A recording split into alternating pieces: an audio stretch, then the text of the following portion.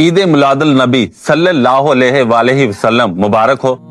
12 ربیع الاول کی رات جتنی زیادہ روشن نظر آتی ہے، اس کے بعد والے دن ہمارا معاشرہ اتنا ہی تاریک کیوں نظر آتا ہے؟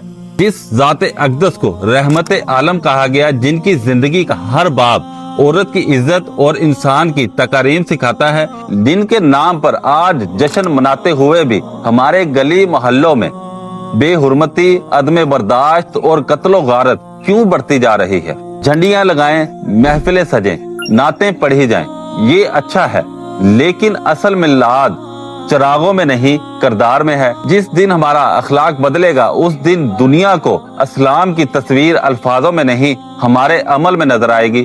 اس لیے اس بار صرف سننے نہیں بلکہ بدلنے کی نیت کیجیے۔ جشن عید میلاد النبی مبارک ہو، اور اللہ پاک ہمیں سیرت نبی صلی اللہ علیہ وآلہ وسلم کے مطابق زندگی گزارنے کی توفیق عطا فرمائے، آمین۔